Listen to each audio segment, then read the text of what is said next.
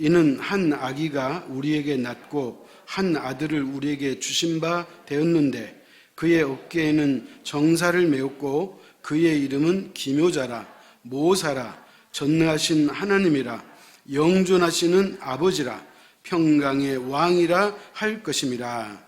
아멘. 성경에 보면 셀 수 없는 수많은 인물들이 나와요. 그 많은 사람들이 하나님으로부터 쓰임받는 삶을 사는 거죠. 자, 그런데 예를 들어서 그 많은 사람들에게 어느 한 곳으로 만약에 손가락을 표해보라고 한다면 이 사람들이 어디에 그 초점을 맞출 것인가라고 상상해 보면 그 대상이 누굴 것 같아요? 예수 그리스도예요. 성경의 모든 내용, 모든 이야기, 모든 사건은 그 중심이 예수 그리스도예요. 왜 그러냐면 예수 그리스도만이 우리를 구원하시기 때문에 그래요. 예수님이 아니고는 우리가 구원받을 길이 없다, 그런 얘기예요. 그래서 성경에 사도행전 4장에 그러잖아요. 다른 이름을 우리에게 주신 일이 없다. 우리에게 구원받을 만한 다른 이름을 주신 일이 없나니 성경이 말하고 있는 거예요. 그렇기 때문에 예수만이 우리의 구원자인 것을 믿으시기 바랍니다. 자, 그런데 이 예수님께서 이 땅에 오실 때 이분이 어느 날 느닷없이 갑자기 오시면 사람들이 놀랄 뿐만 아니라 정말 이 사람이 성경이 말하는 그 선지자들이 말하는 그 예수님이야? 그렇게 반문할 수가 있다는 거예요. 그래서 하나님이 어떤 분이에요? 하나님이 예수님을 이 땅에 보내시기 전에 이미 계획을 세우셨고 그리고 선지자를 통해서 예수님이 이 땅에 오실 것을 예언을 해놨어요. 그런데 이 오늘 본문은 이사야 선지자잖아요. 이분이 예수 그리스도가 이 땅에 오실 것을 미리 예언했다는 거예요. 그럼 생각해 보세요. 이사야 선지자는 몇 년도 사람이냐? 쉽게 말하면 예수님보다 700년 먼저 살았던 사람이에요. 70년도 아니고 700년을 먼저 산 사람이 그가 하나님으로부터 영감을 받아가지고 예수 그리스도가 이 땅에 태어나실 것을 예언했다는 거예요. 자, 그런데 놀라운 것은 오늘 본문에 보면 이렇게 기록했어요. 한 아기가 우리에게 낳고 주신 바 되었고 그의 어깨에 정사를 메었고 그런 거예요. 그래서 무슨 말이냐면 이 이사야 선지자가 이 글을 쓸 때 과거형으로 썼다는 거예요.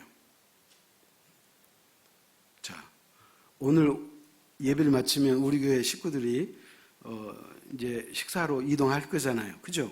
그러면 식사를 했어요? 안 했어요? 안 했어요. 그러면 제가 표현한 것이 어떤 것이 맞는가 보십시오. 나는 식사를 했다. 나는 식사를 할 것이다. 어떤 게 맞아요? 두 번째 것이 맞죠? 왜? 아직 안 먹었으니까. 그러니까 예수 그리스도가 이 땅에 아직 오시지 않았기 때문에 이사야 선지자 입장에서는 장차 한 아기가 태어날 것이다.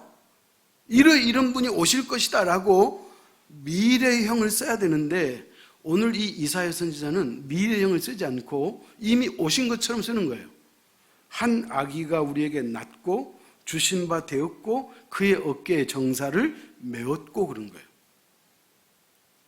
여러분, 이것은 우리식으로 표현하자면 문법적으로 틀린 얘기예요. 그런데 히브리어에서는 이런 용법이 있다는 거예요. 자, 무슨 말이냐? 아직 일어나지 않는 일임에도 불구하고 그 일이 이미 일어난 것처럼 기록한 그런 용법이 있는데 그 용법은 어느 때 쓰느냐? 확실히 그 일이 일어날 것을 확신했을 때는 쓸 수 있다는 거예요.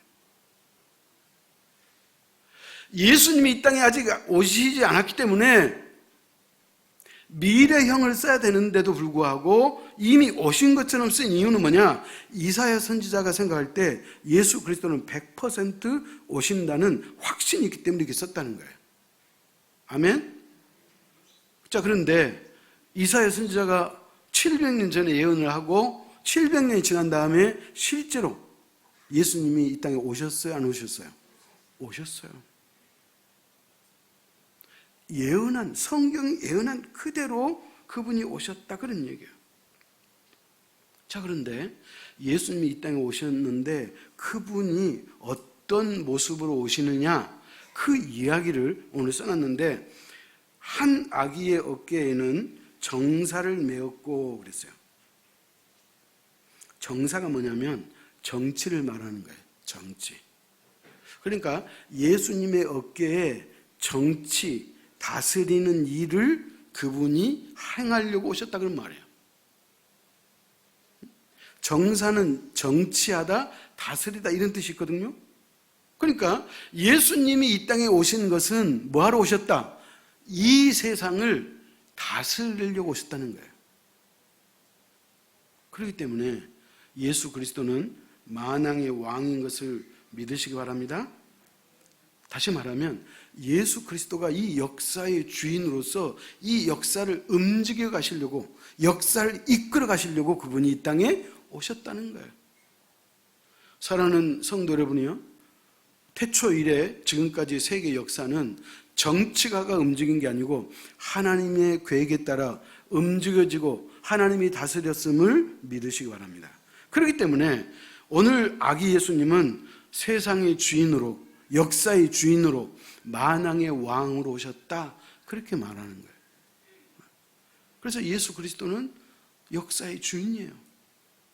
만왕의 왕이고 만주의 주가 되신다고 성경이 말하고 있는 거예요. 자, 그런데 이사야 선지자가 그 예수님에게 이름을 부여했어요. 이름을 부여한 건 뭐예요? 그분은 이름처럼 사실 것이라고 하는 그 확신이 있기 때문에 그런 거예요. 그래서 첫 번째 예수님의 이름이 뭐냐? 기묘자라 그랬어요. 기묘자가 예수님의 이름이에요. 그러면 기묘가 뭐냐? 제가 한문 찾아봤더니 이렇게 나와 있어요. 기할 기, 묘할 묘, 그런 거예요. 그러니까 예수님은 묘한 분이다, 그런 말이에요. 예수님은 신비로운 분이다, 그런 말이에요. 제할교회 성도 여러분이요, 예수님은 어떤 분이라고요? 신비로운 분이라, 신비로운. 요한복음 1장 14절에 보면 말씀이 육신이 되어 우리 가운데 거하신다, 그렇게 말하고 있어요. 그러니까 예수님이 이 땅에 사람의 육체를 입고 이 땅에 오셨는데 그 예수님이 말씀이 육신이 돼서 오셨다, 그런 말이에요. 말이 돼요? 응? 말씀이 육신이 됐다는 것은 우리식으로, 그러니까 우리의 인간의 머리로 이해될 수가 없어요. 그렇기 때문에 예수 그리스도는 신비인 거예요. 아니, 하나님께서, 예수님께서 말씀이 육신이 돼서 이 땅에 오셨다 그러면 그걸 우리가 그렇게 믿는 거예요. 왜냐하면 말씀이 곧 하나님이거든.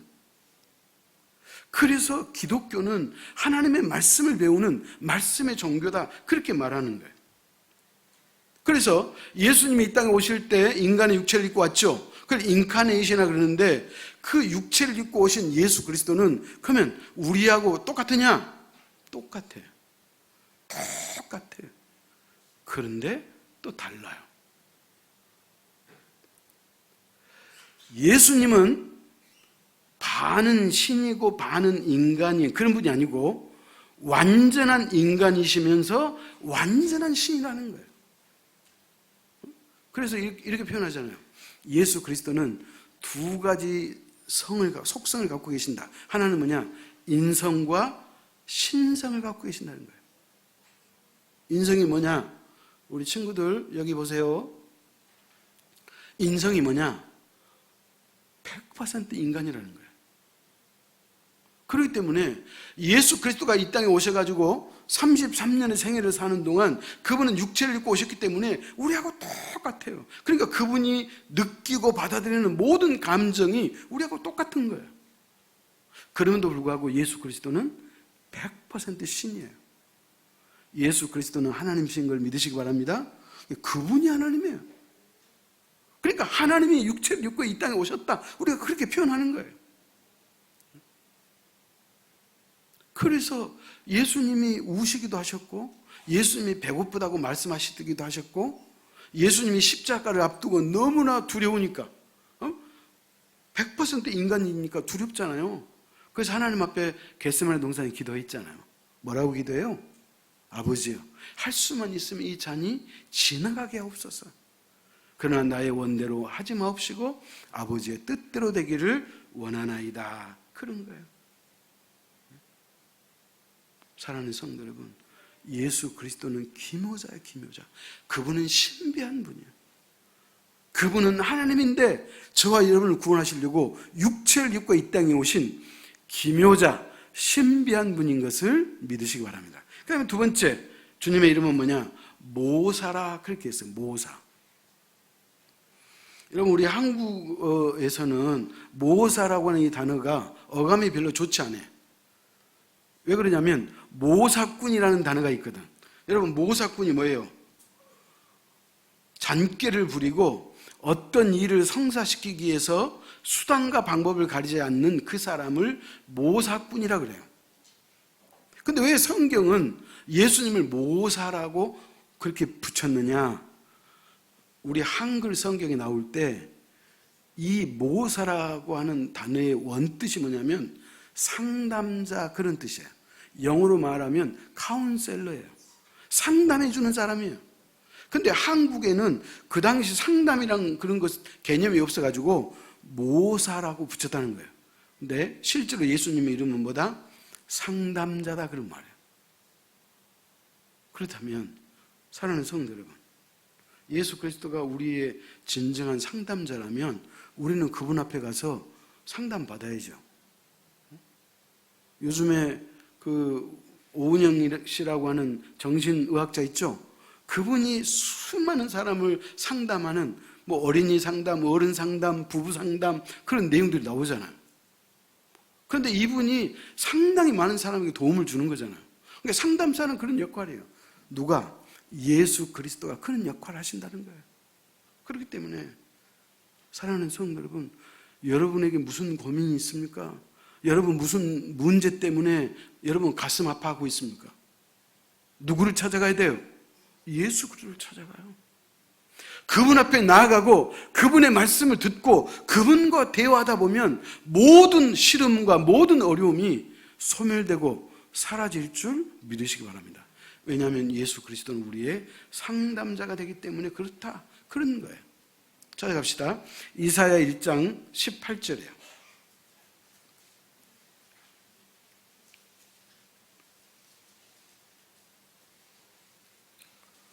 이사야 1장 18절 유명한 절이에요. 같이 읽습니다. 여호와께서 말씀하시되 오라 우리가 서로 변론하자. 너희의 죄가 주홍 같을지라도 눈과 같이 희어질 것이요 진홍같이 붉을지라도 양털과 같이 희게 되리라. 사랑하는 성도 여러분요, 오늘 주님이 우리에게, 여러분에게 뭐라 그래요? 오라 우리가 서로 변론하자, 이야기하자. 너의 아픔이 뭐고 너의 고민이 뭔지 나하고 허심탄회하게 이야기해보자. 주님이 그렇게 말씀하잖아요. 그렇기 때문에 주님은 뭐라고요? 상담자는 상담자. 우리는 다 죄인이잖아요. 우리는 다 죽을 수밖에 없잖아요. 그런 우리를 주님이 오라는 거예요. 오라 나와 우리가 서로 변론하자. 너희 죄가 주홍 같을지라도 눈과 같이 희어질 것이고 진홍같이 붉을지라도 양털같이 희게 된다. 여러분, 그러니까 어떤 죄의 문제일지라도 그것을 주님 앞에 갖고 나오면 주님 앞에서 당장 해결되는 줄 믿으시기 바랍니다. 그래서 주님은 상담자예요. 여러분이 주님을 찾아가지 않으면 여러분이 손해요. 여러분 예수 그리스도 없이 살 수 있어요? 우리는 결코 주님 없이는 살 수 없어요. 아무리 시당이 없어도 다 하나님께서 여러분의 삶 속에 여러분의 인생 가운데 개입하시고 그래서 여기까지 인도하신 거예요. 제가 여러 번 말씀드리지만 여러분의 모든 이 땅의 모든 이 땅 지구상에 현재 80억이 살고 있는데 80억의 모든 문제가 다 해답이 어디에 있어요? 성경에 있는 거예요. 그렇기 때문에 주님 앞에 나오면 해결될 줄 믿으시기 바랍니다. 세 번째 주님의 이름이 뭐냐? 전능하신 하나님이다. 그렇게 말하고 있어요. 전능하시다 말의 의미는 뭘까요? 못하실 일이 없다, 그런 분이에요. 하나님에게는 못하실 일이 없어. 나는 아버지가 돼가지고 내 자식에게 좋은 것을 주기를 원하고 많은 걸 주기를 원하지만 아버지로서 한계가 있기 때문에 더 주고 싶어도 줄 수가 없어요. 왜? 인간은 한계가 있거든. 그러나 예수 그리스도는 한계가 없어요. 그분은 전능하신 분이에요. 그래서 그분이 이 땅에 오셔가지고 저와 여러분을 인도하시고 이끄시는 줄 믿으시기 바랍니다. 그래서 예수 그리스도는 전능하신 하나님이에요. 여러분, 하나님은 우리가 삼위일체 하나님 그렇게 말하잖아요. 그죠? 성부 하나님, 성자 하나님, 성령 하나님. 그래서 삼위일체 하나님이라 그렇게 말해요. 하나님도 하나님이요, 예수님도 하나님이요, 성령님도 하나님이라는 거예요. 그렇기 때문에 예수 그리스도도 하나님이에요. 아버지만 전능하신 분이 아니에요. 예수 그리스도도 전능하시고 성령 하나님도 전능하신 분이에요. 그렇기 때문에 삼위일체 하나님은 셋이 하나라는 의미가 아니고 본질이 하나다, 그 말이에요. 아멘?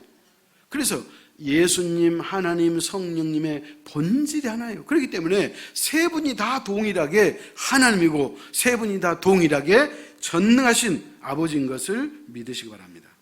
자, 우리가 빌립보서 2장 6절 찾아가십시다. 신약성경 빌립보서 2장 6절이에요.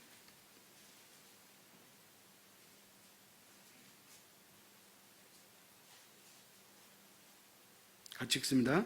그는 근본 하나님의 본체시나 하나님과 동등됨을 취할 것으로 여기지 아니하시고 그랬네요. 여러분, 예수 그리스도 그분은 근본적으로 뭐다? 하나님의 본체라는 거예요. 그러니까 하나님과 똑같다, 그 말이에요. 왜? 그분이 하나님이에요.